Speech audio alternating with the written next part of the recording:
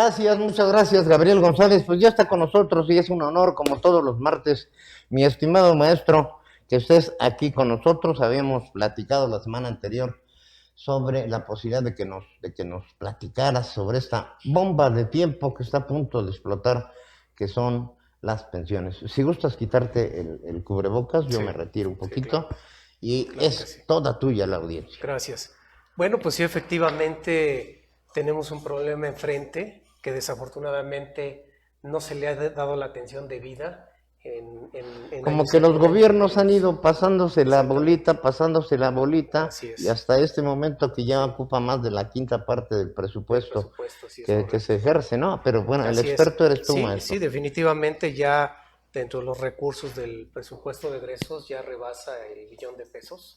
El billón. El billón de pesos que se destinan al pago de pensiones.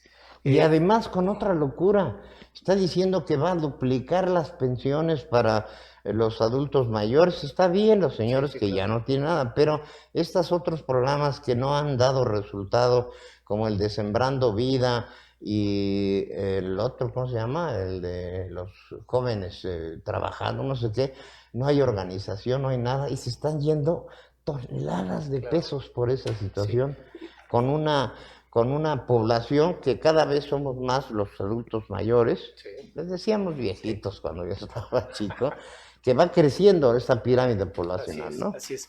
Efectivamente, yo creo que uno de los problemas principales en los sistemas de pensiones es la sostenibilidad y precisamente de qué manera se van financiando todos estos recursos. Ujú, Porque tenemos en México tenemos más de 130 sistemas de pensiones, ¿sí? ujú, 130 sistemas de pensiones en diferentes niveles, ujú. niveles en el gobierno federal, los gobiernos estatales, los gobiernos municipales, las universidades, sindicatos. Entonces tenemos una disparidad enorme, enorme. Ya se le dio un respiro con las reformas que se hicieron reformas al IMSS en este apartado en 1997 Ujú, y por otra parte se le dio otro respiro a los trabajadores del apartado B, que son los trabajadores del Estado, ujú. del ISSSTE. Ahí las modificaciones que se dieron fueron precisamente para crear cuentas individuales. Entonces aquí ya lo que estaban haciendo es, si no únicamente el patrón y el gobierno estar aportando para financiar el fondo de pensiones, ahora ya involucran a los trabajadores. Y Es, recomiendan además, sí, maestro, que si creo que es el 1.5 el que les sí, están quitando, ¿no? sí, Recomiendan que si usted puede, para que tenga una pensión mayor, que imagínense con 3,000 pesos, que sería más o menos el claro, promedio que se sí. llevan, que usted si puede aporte en este momento una mayor cantidad para que pueda tener una vejez más tranquila, ¿no? Así es, definitivamente.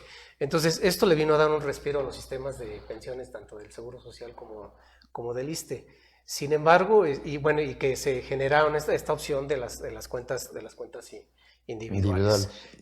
Sí observábamos que sí es una disparidad, 130 sistemas de pensiones. El problema, vuelvo a insistir, es cómo se sustenta financieramente el pago de estas pensiones. Hay muchas instituciones, sobre todo universidades, en Ujú. los estados de la República, que están en una situación verdaderamente caótica. Crítica, Crítica. Ya no prácticamente. tienen Y recursos. además les están bajando las Así es, asignaciones así es. en este Entonces ahí 2022. empezamos a observar cómo van a ir explotando estos sistemas, porque no tienen condiciones de fondeo, ¿sí? Ujú, Por ahí hay un especialista muy interesante en este tema, que es el maestro Pedro Vázquez Colmenares, y hace unas referencias muy interesantes, ujú. ¿sí? Dice, estamos gastando 1 peso diario por persona en seguridad pública, 2 pesos diarios en desarrollo social y combate a la pobreza, 3 pesos en salud, incluido el seguro, bueno, cuando se habla del seguro popular, 6 pesos en educación y 10 pesos en pensiones. Ujú. ¿Sí? O sea, ahí estamos viendo esa disparidad, ¿no? Y esto sucede lo mismo en los municipios, en los estados y en las universidades públicas. Y repito, hay universidades públicas que en este momento están en una situación verdaderamente crítica. No Crítica. tienen recursos y si no el gobierno federal rescata y que con algunos recursos adicionales, estas universidades se encuentran en una situación verdaderamente catastrófica, ¿no? Ajá. Eh, Se cita que la insolvencia no viene cuando se deja de pagar el primer cheque a un pensionado, sino cuando hay que recortar otras áreas para pagar pensiones. Ese es el problema, ¿no? Que ya estábamos citando que hoy del presupuesto de egresos, que es de alrededor de 7.1, 7.2 billones de pesos, arriba de 1 billón de pesos se destinan para el pago de pensiones. Y desde luego, ¿por qué existen tantos sistemas de pensiones? Pues porque precisamente en el transcurso del tiempo se fueron generando todas estas circunstancias de poder, ¿cómo decirlo?, ser consecuentes con las demandas de los trabajadores. Pero aquí el problema es que nunca se dijeron cómo se iban a pagar. ¿Sí? O sea, no quiere decir esto que pudiera estar uno en contra de demandas bien justas, sustentadas de los trabajadores, pero hay una realidad. ¿De dónde van a salir los recursos? Y eso es lo que nos tiene en una situación verdaderamente preocupante. Hoy la deuda pública del país representa alrededor entre el 50 y 52% del Producto Interno Bruto.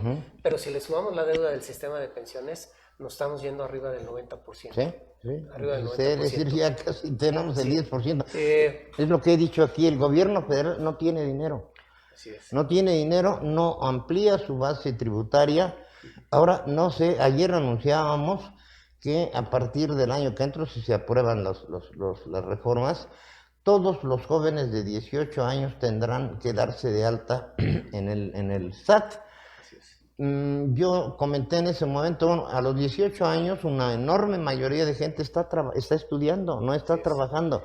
¿Qué sentido tiene que tengan que agregarse al SAT para tenerlos desde ese momento cautivos? ¿O qué es lo que persiguen? Sí, claro, porque pueden hacer eso dentro de los propósitos de ampliar la base de contribuyentes, pues captar a este tipo de contribuyentes, pero lo que usted cita o la referencia que hace es que son jóvenes que la mayoría en esa edad no está trabajando, y los que están trabajando no lo están haciendo de una manera, vamos a decirlo, lo hacen así como chambitas informales, etcétera. Exactamente, ¿sí? No en un mercado formal de trabajo. Pero si el propósito es uno de ellos es ampliar la base, bueno, por ahí van a acotar, y por la otra, pues tratar de captar más recursos, porque realmente... Y va a ser otra forma de control del Estado. Exactamente. Ahora, este asunto de los 18 años, la otra, maestro, es que con el presidente no sabemos qué va a pasar un día como otro. Por cierto, hoy no hubo mañanera, qué bueno, ¿eh? Anda allá por el norte, está en Sonora, luego les platico.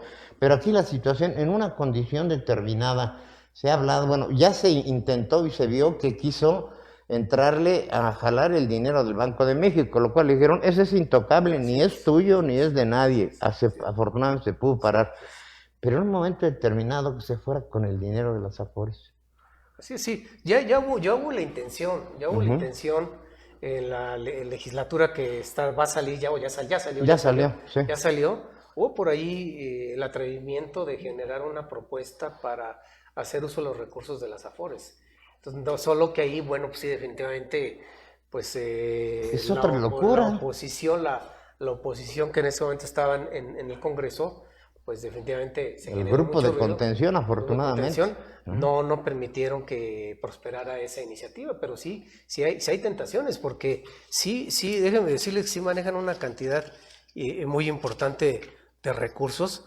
Al cierre de junio de 2020, los recursos administrados por las Afores alcanzaban 4.300, vamos a decir 4.3 billones de pesos, lo que representa 21.6% del PIB, situándose como el segundo intermediario financiero más importante del país, solo por debajo de la banca comercial. Entonces suena muy atractivo el querer hacer uso de ese tipo de recursos, ¿no?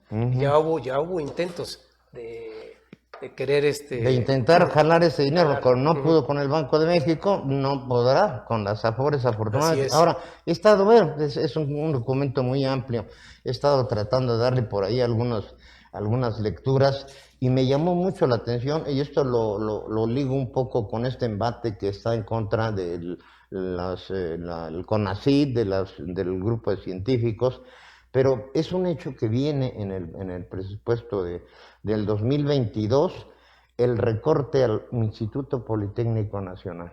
O sea, él está tratando de jalar recursos de todos lados para no parar sus obras faraónicas, lo cual es gravísimo porque, digo, de acuerdo no lo que yo diga, sino de acuerdo a lo que dicen los expertos, los ingenieros, etcétera, ni Dos Bocas, ni Santa Lucía, ni el Tren Maya, que tiene problemas legales muy fuertes, a lo mejor ni siquiera eso se terminan y se va a hacer un barril sin fondo que no tendrá ninguna condición, y mientras el aparato gubernamental está totalmente ya esquelético, y esto que viene del Politécnico Nacional, que es, digo, hay que decirlo, son gente generalmente con poco recurso, que reciben la mayor parte, es una educación, digámoslo, prácticamente gratuita, y ahora van a obligar al Politécnico que busque sus propios recursos para mantenerse. Entonces, esto puede sacar a los jóvenes a las calles, maestro, ¿no? Pero inclusive hay una gran contradicción cuando se cita que la educación debe ser gratuita,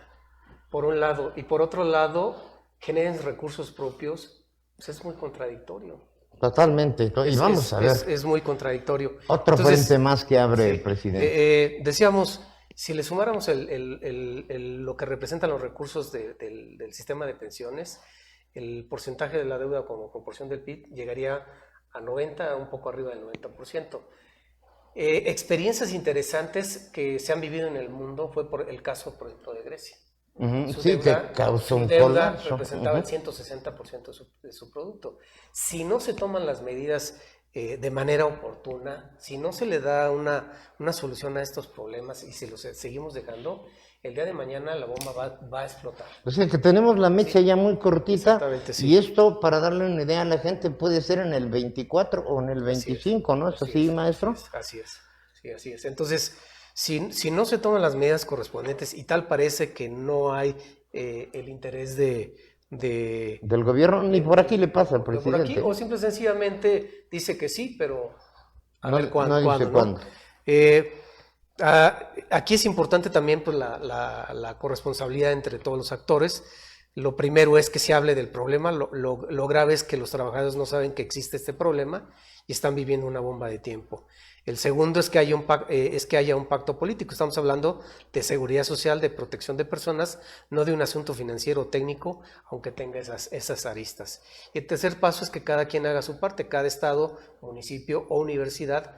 Es la única forma de que esto funcione, porque la solución no solo vendrá también del gobierno federal, sino también de todos los que están involucrados. Ser creativos para ver de qué manera se puede llegar a una solución. O sea, la propuesta no es que se le deje todo al gobierno federal, que sí actúe el gobierno federal, pero que también la otra parte se involucre también en la solución. Esas serían unas posibles vías, un camino de solución. Sí. Y la otra que decía, que el propio trabajador a ese 1.5, tengo entendido que es, si no me equivoco, le aporte un poco más para que vaya subiendo su pensión. Pero cuidado, porque yo insisto, yo a este gobierno, honestamente, y lo digo abiertamente, no le creo. Si el señor ha dicho más de 60,000 mentiras, no sabemos qué pueda pasar. Entonces hay que tener mucho cuidado porque, bueno, finalmente es dinero del trabajador, es dinero de toda su vida que ha sacrificado, y esperemos que no lleguemos a ese punto de irresponsabilidad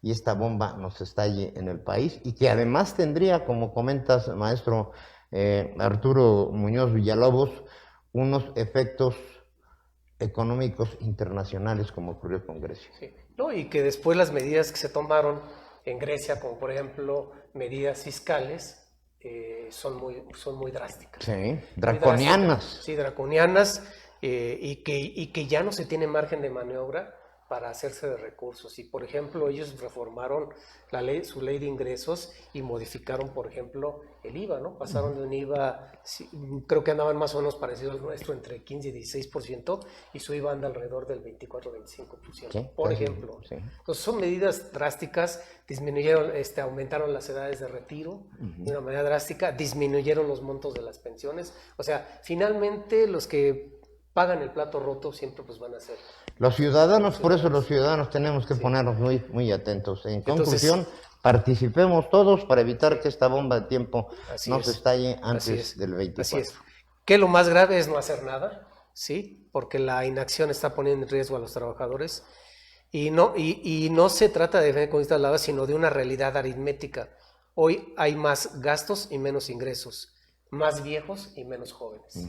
Y eso pues tiene que ver precisamente con el comportamiento demográfico que estamos viviendo. La pirámide poblacional está invertida. La reinversión de la pirámide poblacional, la esperanza de vida, la tasa de mortalidad, y esto pues está generando condiciones que no le dan sostenibilidad a un sistema de pensiones. Tengamos cuidado, tengamos mucho cuidado y estemos alertas. Maestro Arturo Muñoz Villalobos, muchísimas gracias, presidente del Colegio de Economistas, integrado a la PECAPEC. Un saludo a la arquitecta, todavía está como presidenta. Sí, todavía, ya le queda poco tiempo, pero sí. Ahí en el campo. Muchas gracias, Arturo. Un gusto como siempre. A nuestra audiencia, y seguiremos aquí, te espero el próximo martes, claro, ¿no? Sí. Comentamos si hay algún tema el tema, nos lo puede sugerir la audiencia, o bien tú que eres el experto, y si no, pues ahí en mis lecturas diarias también. Por ejemplo, la publicación de los índices de competitividad, donde tuvimos una regresión muy importante. Eso me parece muy, muy interesante. El reporte lo publicaron hace poco un organismo internacional sobre el comportamiento de la competitividad, ¿no? Sí. Y esto pues, es una publicación también del Instituto Mexicano de la Competitividad. Bien, pues con eso te esperamos aquí el próximo martes. Y ahí podemos hablar tanto en el contexto internacional, nacional y caso particular Querétaro. Perfecto, muchas gracias al maestro Arturo. Mario, un gusto como siempre. Villalobos, muchas gracias. Gracias, buenas tardes. Vamos con la información nacional, internacional y los deportes. Yo regreso con ustedes porque les tenemos mucha más información.